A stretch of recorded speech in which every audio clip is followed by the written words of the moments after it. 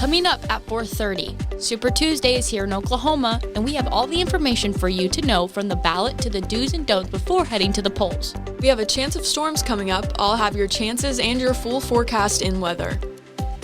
Lindsay Lohan is coming back to the big screen. I'll have more details about what movie she's starring in social media. And find out how the UCO women's basketball team did over the weekend. All of your sports update later on.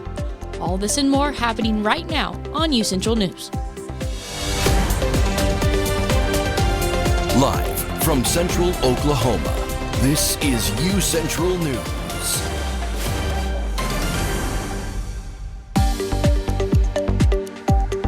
Good evening, everyone. I'm Emma Birch. And I'm Ian Nickel. Welcome to this edition of UCentral News. Millions of people across the United States are set to vote today, which is Super Tuesday, one of the biggest days for primary election. 15 states and a U.S. territory are holding their contest for the next presidential nominees, and Oklahoma being one of those states. We have 43 delegates from the GOP and 36 delegates from the Democratic Party, all in charge of selecting nominees for each major party. The big question for voters, who is on the ballot? Let's take a look and see. For the GOP, Donald Trump is running again, leading with 273 delegates so far, followed by Nikki Haley with 43 delegates. Those who dropped out of the race, voters can still fill out their ballot for, including DeSantis, Ramaswamy, and Christie. And for the Democratic Party, Joe Biden is leading with 206 delegates, and you can still vote Williamson, Lyons, and Phillips on your ballot today. And if this is your first time voting or you just need a refresher, we've got you covered with some simple do's and don'ts as you head to the polls. The most important step is making sure you're registered to vote. You can either go to your local county election board at least 24 hours prior to an election or visit oklahoma.gov to view the OK Voter portal. From there, you can make sure your information is set up to date, look at a preview ballot, or even request an absentee ballot. It's also important to know the candidates that are up for election. Voters should be picked carefully, not based off what side of the aisle they sit on. Once you are registered, be sure to find out when and where you need to go vote. Polls open from 7 a.m. to 7 p.m. on election days. Now, for your don'ts. When you're going to the polling place, avoid wearing party-affiliated clothing. Make sure to vote at your designated polling place based on what county you're registered in. Also, voting closes at 7 p.m., so don't try to vote after that. And of course, don't forget to grab an I voted sticker on the way out the door. Well, I think the most important part of the voting dues is seeing what the weather is like. Absolutely. Let's toss over to Gwyneth Duncan for our first look at weather. Gwyneth? Thank you and good afternoon, Broncos. It's looking pretty nice outside for Super Tuesday. I know I just recently registered to vote, so I'm going to vote right after this. It's really sunny outside. We're not really seeing those clouds in the sky. It's feeling like a really nice day other than those winds coming in the northeast, 15 miles per hour with gusts as high as 20 miles per hour. So it is pretty windy out there, but other than that, it's feeling really nice. Our humidity is sitting pretty high at 62%, and it does feel like 64 just because of those north winds, making it feel just a tad colder than it actually is. Speaking of colder, looking back at our historical weather, in 1959 we did have some blizzard-like conditions, and it was 7 inches of snow with winds up to 50 miles per hour, which created some snow drifts that was really hazardous. We did have dangerous road conditions, and even in Edmond in 1959, on this exact day, there was a fatal bus crash that happened due to the weather outside. So it's just crazy to compare the temperatures from back then to now when we're sitting at 60 degrees outside and it's feeling pretty nice. As we look ahead, we do have some rain or storm chances on tomorrow night into Friday. So we do have those chances coming up. It's starting to become spring, so we're going to start seeing more storms, more thunderstorms, more tornadic weather coming in. And we do also have a slight cold front moving in Friday night, so we're going to see those temperatures drop just a slight bit, but then they're going to go back up into the later days. And that's all I have for you guys right now. I'll have your 7-day forecast and much more later in the show. Back to you guys. Thank you very much, Gwyneth. Stolen election claims caused a stir following the last presidential election. UCentral's Kelly Clayton shares why you should have faith in your vote. These guys are going to be rich. Thanks to these guys. Rigged elections were claimed by some following the 2020 presidential race. Are the allegations fact or myth? Myth. No, there's no fraud. The kind of fraudulent behavior and vote casting that is necessary in order to achieve the results that people allege to have happened in 2020 is just so off the scale that it's just not credible. We went down to the state election board to see where this mess got started. One of our biggest threats to elections is actually misinformation and disinformation. A lot of people simply don't understand how elections work to begin with. So therefore, they start to believe information that's coming at them from national news networks, from friends, from social media. Are voters going back for seconds? We do have safety measures in place to prevent things such as voters attempting to vote twice. If you attempt to vote twice in Oklahoma, you will be caught. If we do find that you have attempted to vote twice, we are required by law to turn that information over to the district attorney's office. Felony charges and up to 5 years in prison are offerings for this preposterous crime. So is this why the voting machines got all the blame? It goes back to what would be necessary to commit fraud on a level that really would swing an election one way or the other. Hacked machines? First of all, our voting machines are not connected to the internet. In fact, they don't have the capability of being connected to the internet. So we do want everyone to understand that their votes are secure. With no access for hackers and all the telling litigation, it's probably safe to mark these guys off the list of suspects. So how do we scrape all this fraud allegation off our shoes and move forward? The best that we can do is hope that in the future, candidates won't say, whenever an election doesn't go the way they want, it must have been fraudulent. If that becomes a typical claim made by losers, I think that does have very, very adverse implications for democracy. So instead of casting stones about a rigged election, go cast your ballot and trust the system. For UCentral News, I'm Kelly Clayton.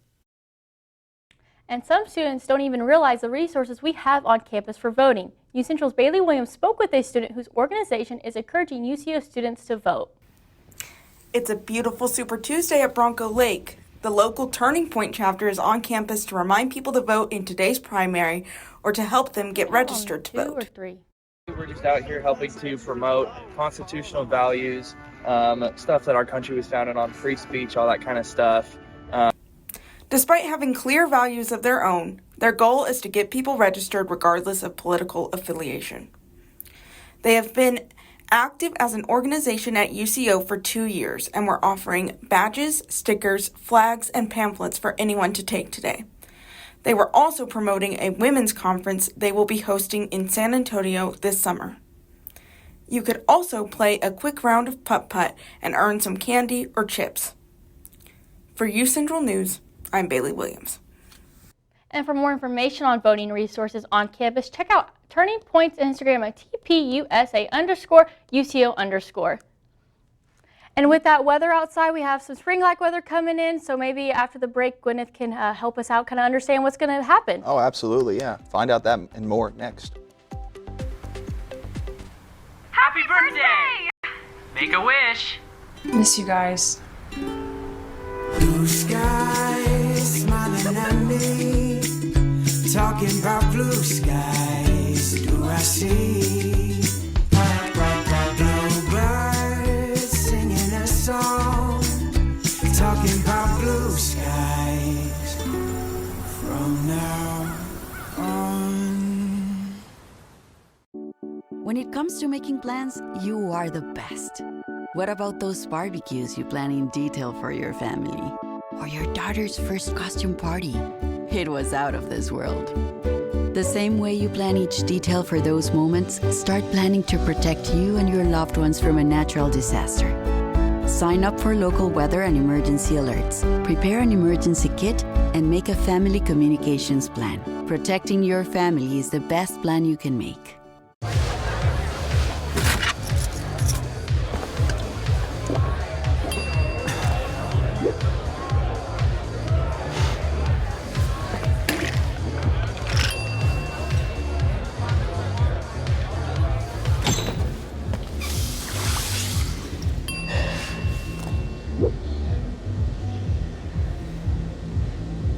If you need to do something to feel okay to drive, you're not okay to drive.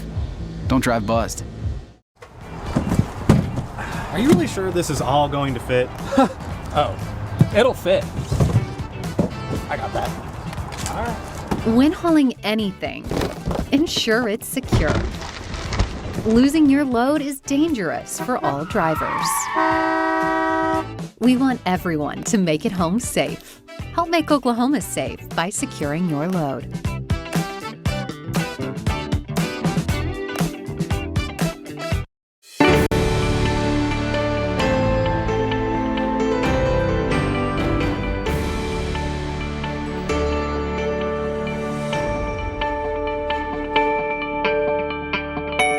Good afternoon, Broncos, and welcome back. Looking outside, it's feeling pretty nice out like I mentioned earlier. Those winds are pretty high. We're sitting at northeast winds coming in as high as 20 miles per hour with those gusts. Our humidity is pretty high. Today we're sitting at 62%, and across the state it's feeling about the same. We're feeling 60s into high 70s at this part of the state, so it's feeling pretty nice. We do have some storm chances in the bottom half of the state today, down into McAllister and Idabel. We have a 20% chance of rain down there, but across the state, it's looking pretty dry other than that.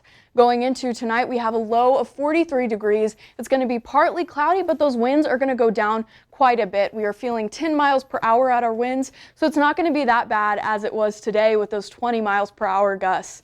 Across the state, it's going to feel pretty cold, but in the metro, we're sitting at 43 degrees. It's feeling pretty nice, and then the rest of the state is 40s, 30s. It's going to get pretty cold, but it's not going to be as bad as it has been. As we look ahead, we do have some rain and storm chances happening Friday and throughout tomorrow night. So we're going to start seeing those thunderstorms move in. We do have a slight cold front moving in Friday night, and then our temperatures are going to continue to rise after that. As we go into tomorrow across the state, it's going to feel pretty nice. 69 in OKC, and we got 60s, 70s across the state. I'm really excited for this weather. I love the high temperatures as we start seeing that more often. Our 7 a.m. tomorrow, we're looking at 44 degrees. It's going to be partly cloudy. It's going to remain cloudy throughout the whole entire day tomorrow. At noon, it's going to be 58 degrees, and it also is going to be partly cloudy then as well. It's going to be slightly windy tomorrow, but not as bad as it was today. And then as we go into our 7 p.m. tomorrow, we do have a chance of rain that night. We have about a 40% chance of rain tomorrow night. It's going to be 69 degrees tomorrow, but at night, like I said, we have that 40% chance of rain. Same as Thursday, that rain's going to carry in from the nighttime into Thursday. We have a 40% chance, and as we go into Thursday night, we do have a 70% chance of rain, so it's going to be really rainy Thursday night into Friday, which is where we start to see thunderstorm chances start to move in. But then after that, we're going to start seeing our temperatures go up. It's going to start becoming sunny, and it's going to feel nice again as it has been. We've kind of been in an up and down state throughout these past couple of days. And that's all I have for you guys right now, but are you guys excited for these storms that are going to start coming in since it's becoming springtime? I am. I'm a spring weather kind of girl. I don't like the allergies that come with it because those have been the worst part of this entire time, but this weather is looking quite nice. Yes, I hate the allergies. Yeah, I hope it doesn't rain on Friday. There's some UCO softball that's going to be played, so I hope that doesn't get canceled. Do you have any plans, Gwyneth, for this weekend with this weather? I'll probably sit on the porch and watch the rain come in because I love the rain so much. Absolutely. Oh, I'm so ready for spring. I'm ready just for constant, nice weather. No cold. I'm done with the cold. Thank you, Gwyneth. Coming up next, find out which Edmond school is getting national attention. And a classic movie is finally getting a sequel. Shanice Hopkins will have more after the break. I was raised to believe in the power of possibility, to always move forward but never forget where I came from, to value hard work, ingenuity, and hospitality. On one hand, my people are rough and rugged. On the other, refined and elegant. They taught me how to love beautiful things and cherish my past, to seek out adventure, eat well, and to have a good time. So I keep their traditions alive every place I go. They call me Oklahoma City, but you can call me the modern frontier.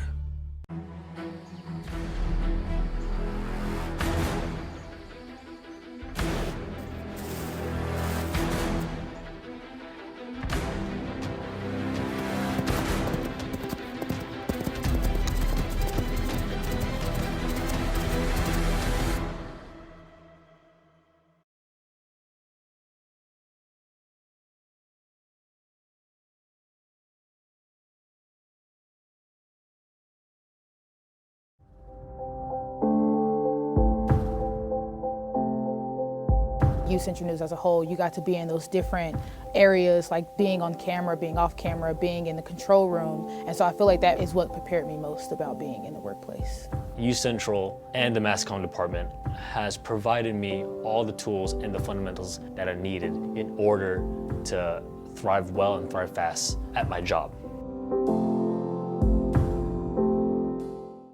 Maybe it's time to hit the road and visit a place where stories unfold. This is the land of the ultimate road trip, with sights old and new on Route 66. There's fun to be had, so much to do, and a few new surprises before you get through. Oklahoma has the most miles to share of Route 66. It's really quite rare. TravelOK.com will show you the way. Come see for yourself this iconic highway. I was raised to believe in the power of possibility. To all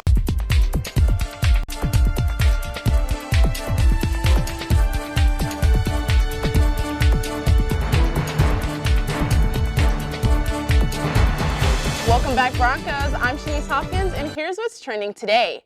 Oklahoma has made national news, but for a nutty reason. Deer Creek High School has gone viral after a clip of what looks like students licking peanut butter off of feet as a part of their fundraising competition. This story has even reached the desk of Charlemagne the God and the Breakfast Club, as he named Deer Creek High School the Donkey of the Day. For this, a fundraising event?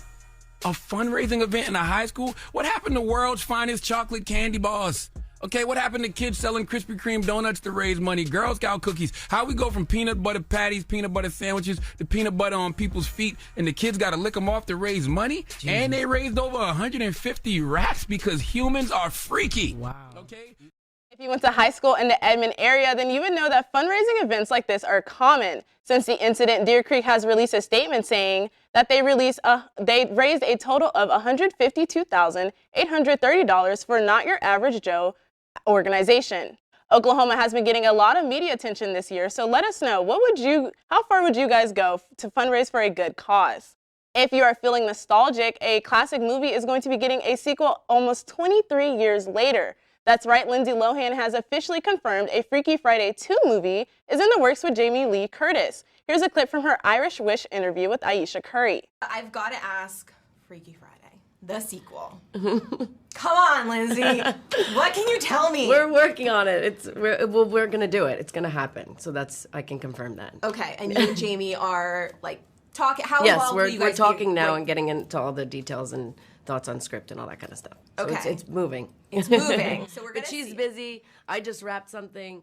So it's just time. It seems like Lindsay Lohan is choosing to keep her lips sealed tight about this project, so stay tuned for more updates. In music news, Dua Lipa will become the first female artist in Spotify history to have 4 songs with over 2 billion streams on the charts. This week, her hit song "Levitating" almost reached the 2 billion club. It seems the song's popularity gained popularity after it appeared in the 6th episode of the new Percy Jackson and Olympian show on Disney+. This will mean Dua Lipa will surpass Taylor Swift, Billie Eilish, and Olivia Rodrigo's records for hits over 2 billion. This is a huge achievement for the artist and is definitely well-deserved. Well, if you weren't able to see yourself what was trending this morning, it may have been because Meta, the parent company to Instagram and Facebook, had server outages. The company stated the outage was due to a technical issue. This morning on X, it was not only the #1 trending spot, but the 3rd, 4th, 5th, 6th, and 8th. Twitter users took this time to flood the timeline as they waited for servers to be back up. During this outage, Elon Musk took this as the perfect time to throw a dig at Meta, saying, "If you're reading this post, it's because our servers are working." This outage was resolved in a matter of hours, and everyone's feed should be back to normal now. Well, that's all I have for you guys today. Well, this last story made me realize how much I prefer using Instagram over X. Ian, what about you? Do you prefer Instagram or X? They're both different platforms, so you kind of give and take with both. I use X a lot just because there's a lot of sports news on there, but that's just me. I mean, Instagram's great too. Thank you, Shanice. Coming up in sports, 4 state championships were crowned in the Big House this weekend. See who won the gold ball in Class A and B tournaments. And 2 UCO Bronco basketball members received all conference honors. Find out who after the break.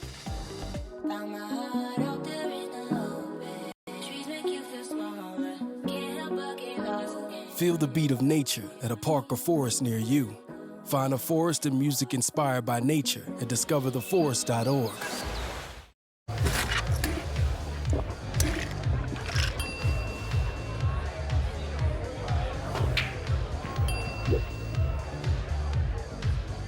you need to do something to feel okay to drive, you're not okay to drive. Don't drive buzzed.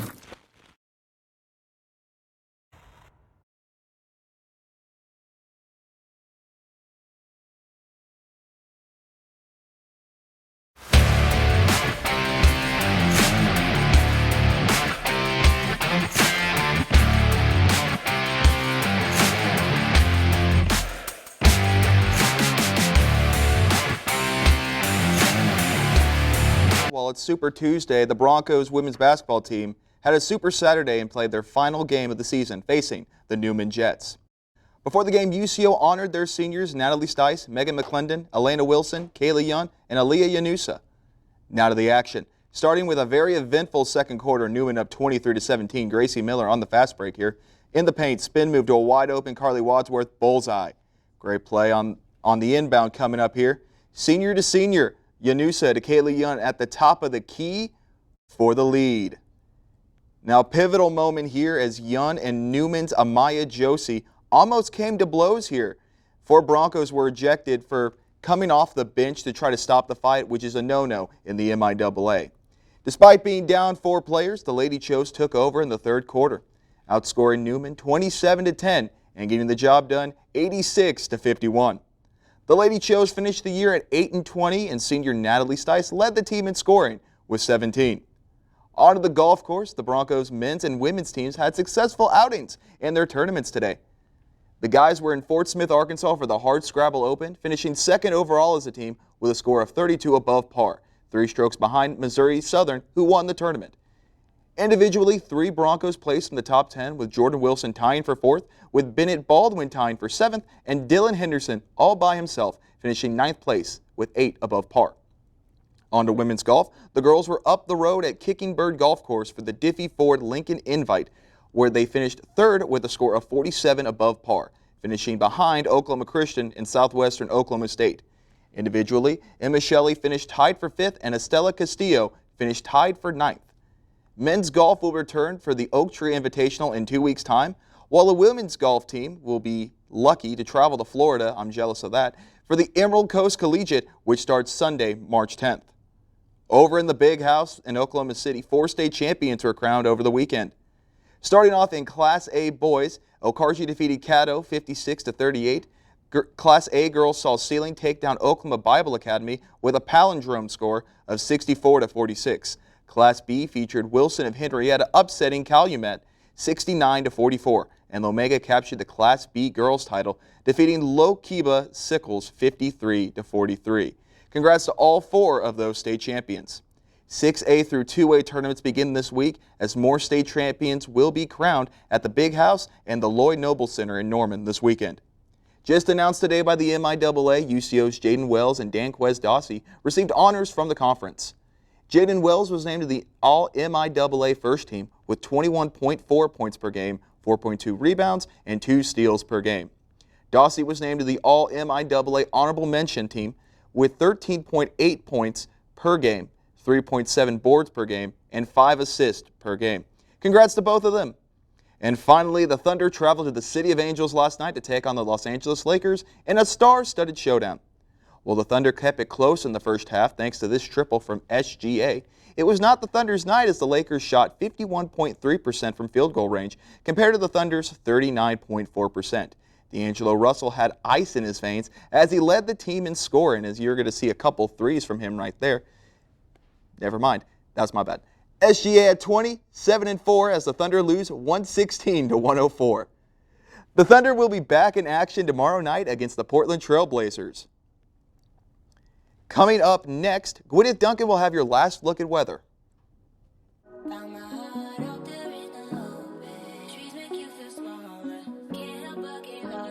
Feel the beat of nature at a park or forest near you. Find a forest and music inspired by nature at discovertheforest.org.